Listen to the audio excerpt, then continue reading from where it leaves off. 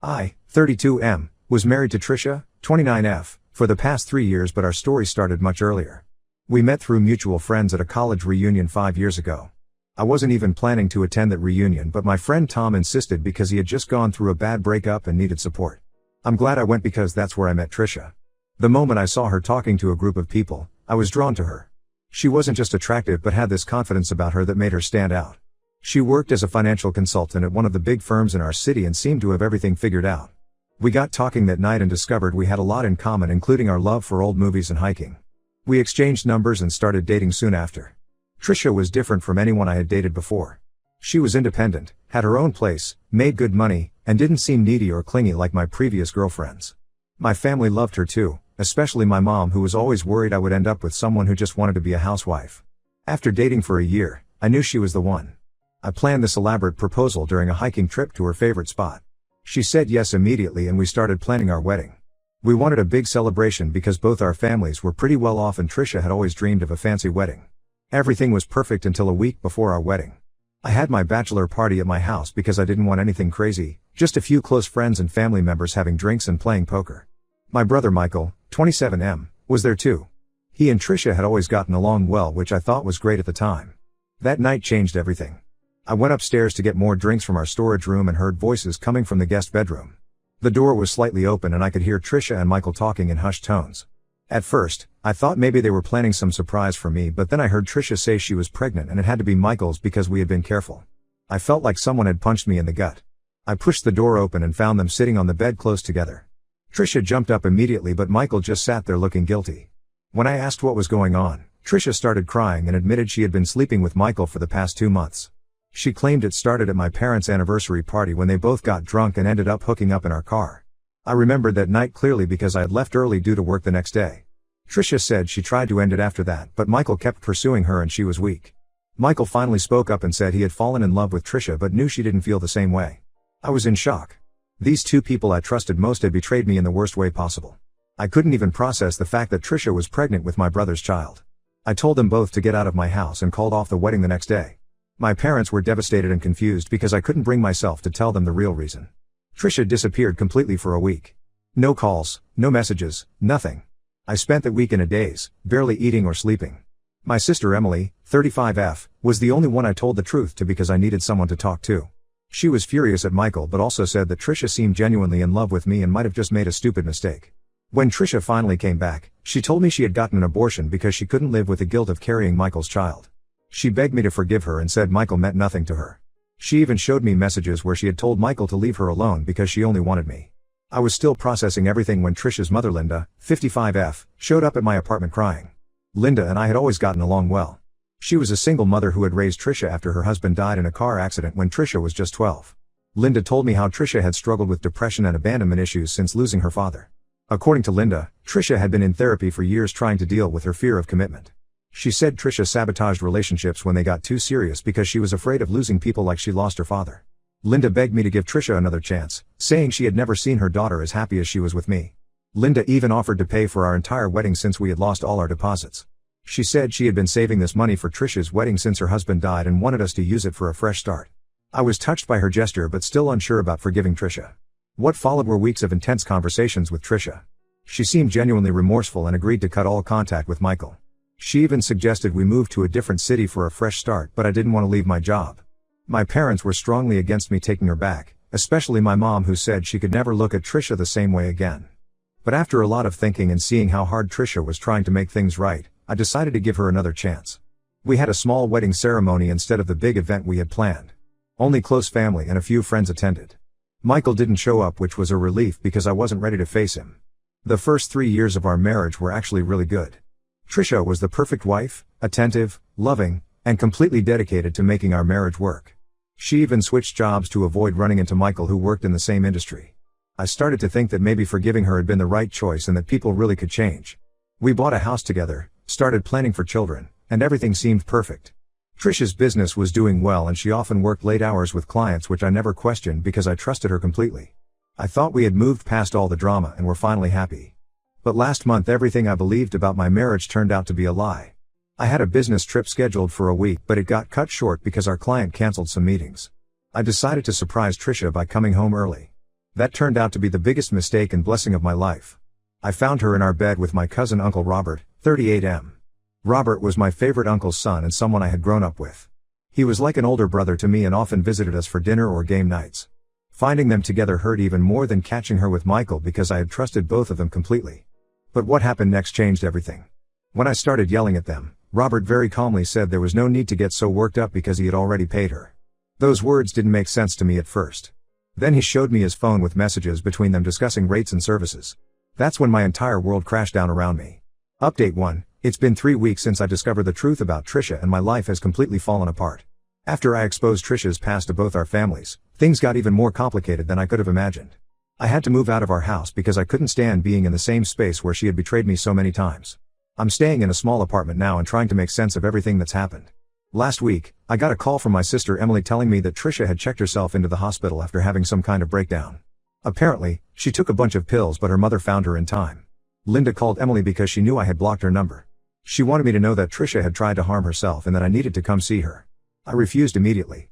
Emily tried to guilt trip me by saying that whatever Trisha did, she was still my wife and I should at least check on her. But I couldn't bring myself to do it. How could I face someone who had lied to me for so many years? Emily doesn't understand because she doesn't know the half of it. The escort work was just the tip of the iceberg. What really knocked me sideways was when Michael showed up at my apartment last week. I hadn't spoken to him since the wedding drama 3 years ago. He looked terrible, like he hadn't slept in days. At first, I tried to shut the door in his face but he pushed his way in saying he had something important to tell me. That's when he dropped the biggest bombshell yet. He confessed that he had known about Trisha's escort work even before she got involved with him. Apparently, he had used her services once about 4 years ago, before I even met her. He didn't recognize her when I introduced her as my girlfriend because back then she went by the name Crystal and had different colored hair. Michael said he only realized who she really was a few months after I started dating her. He ran into her at a bar when I wasn't around and she recognized him. Instead of coming clean to me, she convinced him to keep quiet by sleeping with him for free. The pregnancy drama before the wedding was just another one of her manipulation tactics. I completely lost it when he told me this. My own brother had known the truth about my wife for years and said nothing. He tried to justify it by saying he was afraid of losing me as a brother if he told me the truth. He also claimed that Trisha had threatened to tell everyone that he was a regular client of escorts if he ever exposed her. I kicked him out of my apartment and told him I never wanted to see his face again. Our parents are devastated that their sons aren't speaking anymore.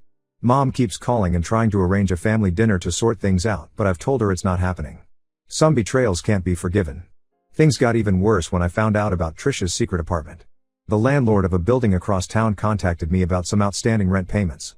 I had no idea what he was talking about at first. Then he mentioned that the apartment was Trisha's home office where she did her consulting work. I remembered that place. Trisha had rented it 2 years ago saying she needed a quiet space to work with clients away from home. I even helped her pay the rent sometimes, thinking I was supporting her career. The landlord said he was calling me because Trisha hadn't paid rent for 2 months and wasn't answering his calls. When I went to check out the apartment, I felt sick to my stomach. The place was set up like a luxury hotel room with a huge bed, mood lighting, and a fully stocked bar. There were things in the drawers that made it clear what kind of work really happened there. I had been such a fool, helping pay for the place where my wife cheated on me with countless men. Yesterday, things reached a new low when Trisha's mother Linda showed up at my workplace. She started screaming in the middle of the office about how I had ruined her daughter's life. She claimed that Trisha only got into escort work because Linda's second husband had abused her as a teenager. Apparently, Trisha needed money to escape that situation but got trapped in the lifestyle because the money was too good. Security had to escort Linda out while my coworkers watched in shock. My boss called me into his office afterward and suggested I take some time off to deal with my personal issues. It was humiliating, but maybe some time away from work will help clear my head. Robert reached out to apologize, but his apology just made everything worse. He said he thought I knew about Trisha's work since apparently so many people in our social circle had used her services over the years.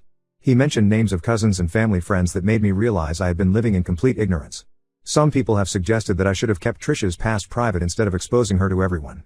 They say I'm partly responsible for her suicide attempt. But I couldn't keep carrying the weight of her lies.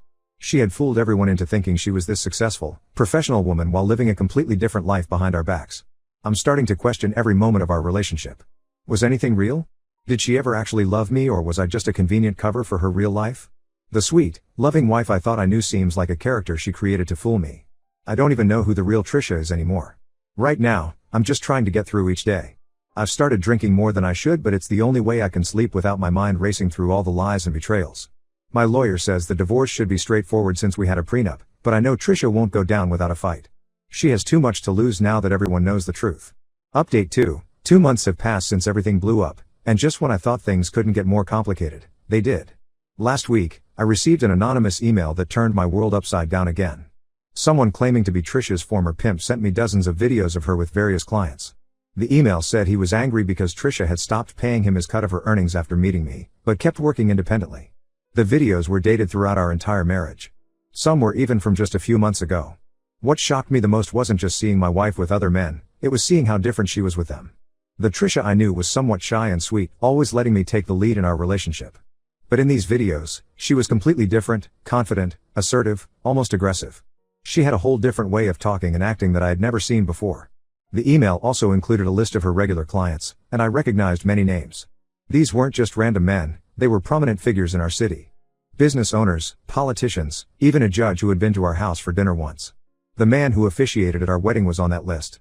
It made me physically sick to realize how many people had known about my wife's real life while I remained clueless. After 3 weeks of ignoring her attempts to contact me, Trisha finally managed to reach me through our mutual friend Alex. She asked to meet at a coffee shop to explain everything. Against my better judgment, I agreed. I needed answers. When we met, Trisha looked nothing like the polished, professional wife I was used to seeing. She seemed older somehow, tired. She admitted that she had been living a double life for years. The personality I knew, the loving, somewhat passive wife, was carefully crafted to be what she thought I wanted. She had studied my previous girlfriend's social media profiles before we met to understand my type. She told me she started escorting in college to pay her bills but kept doing it because the money was addictive. By the time we met, she was making more from escorting than from her day job as a financial consultant. She claimed she did fall in love with me eventually but couldn't stop her other life because she was addicted to the thrill and the money. Then she dropped another bombshell. The pregnancy and abortion story with Michael was completely fabricated. She had used this tactic before with other men who discovered her escort work. Create a more forgivable sin to hide the bigger one. She said men were more likely to forgive cheating with one person than finding out their partner was a sex worker. The whole thing had been an elaborate performance. She picked Michael because she knew I would eventually forgive my own brother, making it easier to move past the incident. She had timed the fake pregnancy reveal perfectly, close enough to the wedding that I would be more likely to forgive her rather than cancel everything. Trisha admitted she never planned to stop escorting. The separate apartment, the late-night client meetings, the business trips, everything had been arranged to maintain her double life. She even had a second phone and email account that I never knew about. The worst part was learning that our entire relationship was based on calculation rather than genuine connection.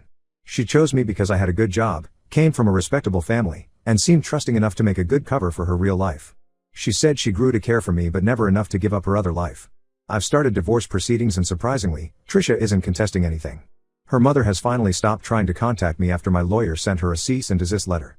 Most of our mutual friends have chosen sides, with most supporting me after learning the full truth. A few still think I was cruel to expose her past, but I've cut contact with them too. The videos are now circulating in certain circles in our city, despite my lawyer's attempts to contain them.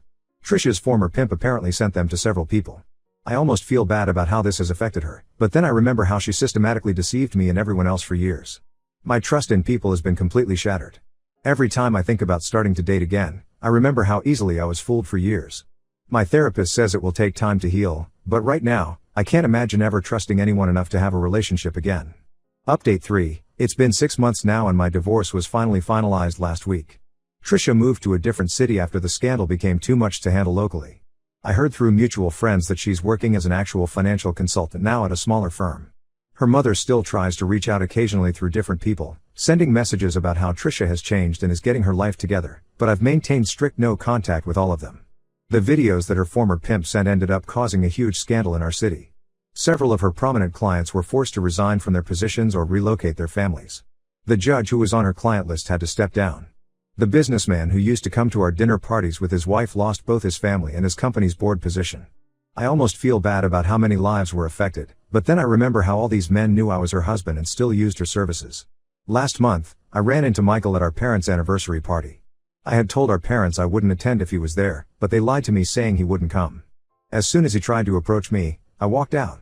Our mother ran after me crying, saying we needed to be a family again and that Michael was truly sorry. I told her that family doesn't do what Michael did to me, and I haven't spoken to any of them since. Robert moved abroad for a job opportunity in Dubai, which is probably for the best. Before leaving, he sent me a long email detailing every interaction he'd had with Trisha, thinking it would help me find closure. Instead, it just made me realize how many family events and gatherings had been covers for their meetings. Even our Christmas dinner last year, Trisha had snuck away with him while I was helping mom in the kitchen. The whole experience has made me completely reconsider who I can trust. I've cut off most of our old friend group because I found out many of them had known about Trisha's double life. Some had even covered for her at times, telling me they were having girls' nights when Trisha was actually meeting clients. I'm focusing entirely on my career now. I got a promotion at work after throwing myself into projects to avoid thinking about everything. I've moved into a new house in a different part of town where nobody knows my story. The only person from my old life I still talk to is my sister Emily, and even that's limited because she keeps suggesting I should try dating again. Trisha sent me one final email before moving. She wrote that she was getting professional help and was finally being honest with herself and others. She apologized for everything but admitted she probably would have continued her double life if she hadn't been caught. She said the lifestyle was too addictive, both the money and the thrill of getting away with it. At least she was finally honest about something. I didn't respond and blocked her new email address too. Some of my remaining friends think I should have handled things differently or kept her secret, especially given what happened to all those families when the truth came out. But I don't regret exposing everything. The lies and betrayal needed to come out, no matter who got hurt in the process. I couldn't be the only one living with the truth while everyone else maintained their perfect fake lives. I've started rebuilding my life piece by piece. It's a slow process, but it's better than living a lie. The trust issues will probably take years to work through, but at least now I know who I really am and what I stand for. I won't let anyone make me question my reality ever again.